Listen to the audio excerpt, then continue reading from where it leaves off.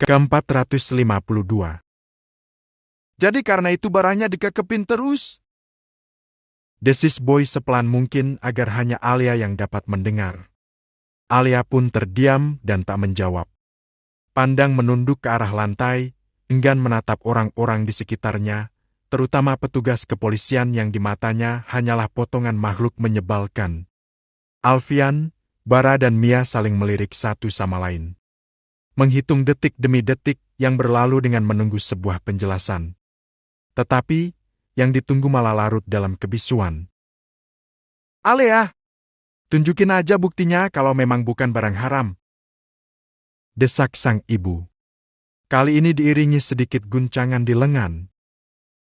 Tunjukin enggak? Nada Bara naik 1 oktav, kesabaran kian menipis bak tisu di belah 7. Jangan ditekan, kasihan.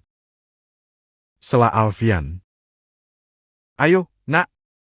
Jangan takut, ada papa di sini. Ia ikut membujuk. Tampak lebih tenang dibanding 2 orang di sebelahnya. Aku nggak mau tunjukin, Pa. Ini barang pribadi aku.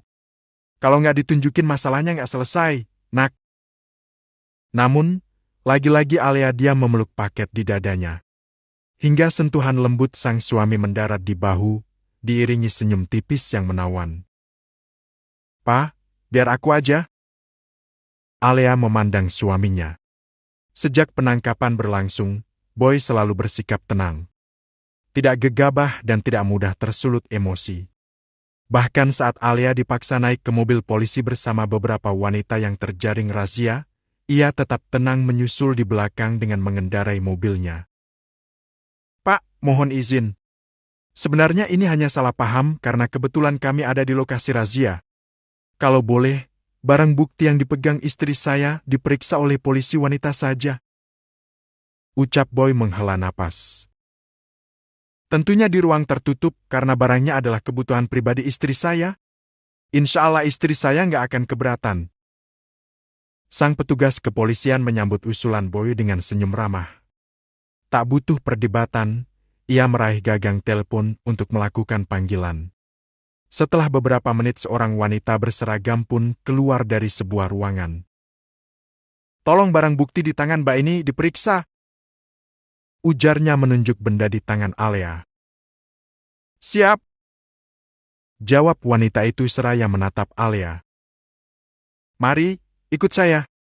Kakak. Rengek Alia menatap suaminya. Nggak apa-apa, sayang. Pasrah, Alia akhirnya bersedia mengikuti sang petugas wanita menuju sebuah ruangan. Ia sempat ragu menunjukkan benda tersebut dan baru bersedia setelah sang polisi berjanji tidak membocorkan isinya, jika memang tidak ditemukan sesuatu yang melanggar hukum. Aman, Pak. Hanya barang pribadi. Kesaksian sang polisi wanita membuat semua orang bernapas lega. Meski memantik rasa penasaran tentang isi paket yang membuat Alia begitu bersikeras menutupi. Aku mau pulang, Kak. Gak suka di sini. Pinta Alia, pipi bersemu merah setelah barang pribadi miliknya harus dibongkar di hadapan polisi wanita. Ya, sebentar. Kamu masih harus menjawab beberapa pertanyaan. Ada-ada saja anak kamu itu. Bara menggerutu setelah keluar dari kantor polisi. Mia melirik suaminya dengan bibir saling mengatup. Tenang, Mas. Yang penting Alia nggak bawa barang terlarang. Memangnya dia sembunyikan barang apa sampai polisi nggak boleh lihat? Mia menahan senyum. Ia sempat bertanya kepada Boy perihal benda rahasia milik Alia. Boy pun tak memberi jawaban yang jelas, namun rona merah pada wajah saat ditanyain perihal barang pribadi milik Alia membuatnya dapat menebak. Aku nggak tahu, Mas. Mereka nggak mau bilang. Mia tetap bungkam. Bisa ia bayangkan bagaimana reaksi Bara saat tahu putrinya membeli barang apa. Untuk Boy tetap tenang dan bisa bujuk Alia. Kalau enggak, bakal sampai pagi kita di kantor polisi.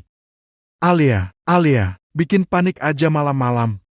Sekarang kamu rasain kan gimana repotnya punya anak. Ya kayak gitu juga dulu kamu sama orang tua. Bara berdecak pelan. Laki kan beda sama anak cewek. Sama, Mas. Ada porsinya masing-masing. Mia mendesahkan napas pelan. Aku sampai ketakutan. Kamu gak akan paham betapa takutnya aku setiap kali Alia tertimpa masalah. Aku benar-benar takut dengan yang namanya hukum tabur tuai. Dosa-dosaku di masa lalu. Semoga Alia gak akan kena imbasnya. Insya Allah Alia aman bersama suaminya. Boy mengatupkan bibir demi menahan tawa agar tak menyembur. Kejadian di kantor polisi tadi benar-benar lucu. Seperti sensasi jemari-jemari kecil yang menggelitik perut. Ketawa aja nggak usah ditahan-tahan. Alia membuang pandangan keluar jendela. Apa sih? Enggak. Sangkal Boy yang mulai menyalakan mesin mobil.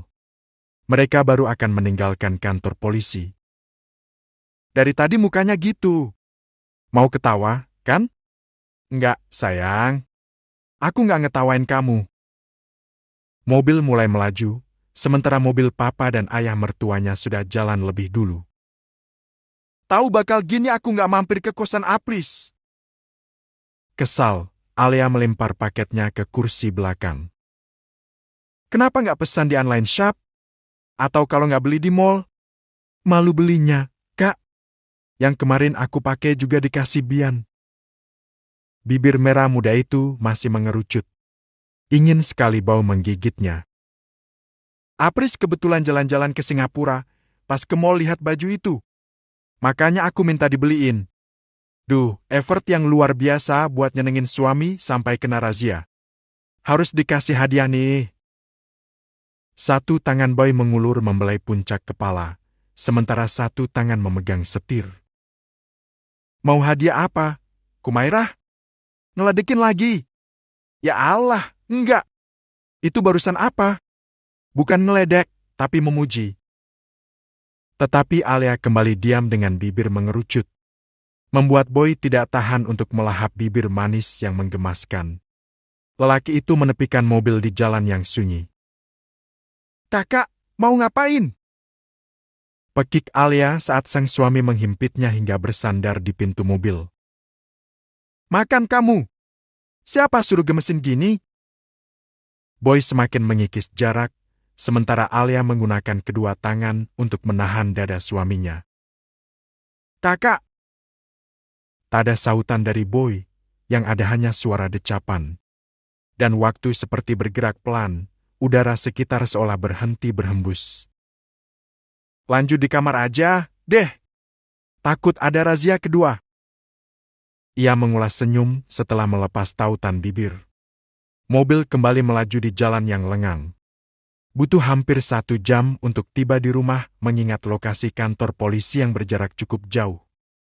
Boy melirik Alia yang sudah tertidur pulas dengan hijab yang tidak terpasang lagi. Mengurai rambut panjang yang kemudian diacak dengan gemas. Masya Allah, cantiknya anak Om Bro. Tak ingin membangunkan, lelaki itu berinisiatif menggendong istrinya ke kamar. Namun, baru menyelip tangannya ke belakang punggung dan bawah betis Alia sudah membuka mata. Mau apa, Kak? Gendong kamu ke dalam. Turunin aku. Aku berat, Kak. Gak mau. Emang berat badan kamu berapa, sih? Gak kerasa sama sekali. Alia mengalungkan kedua tangan ke leher suaminya saat mereka melewati tangga. Tak ada kesulitan sama sekali, bahkan Boy tampak santai membawanya menuju kamar dan membaringkan ke tempat tidur. Yuk, sayang. Apaan? Bikin anak pakai barang selundupan yang tadi kamu beli? Bantal kepala, bantal guling, melayang semua ke wajah Boy.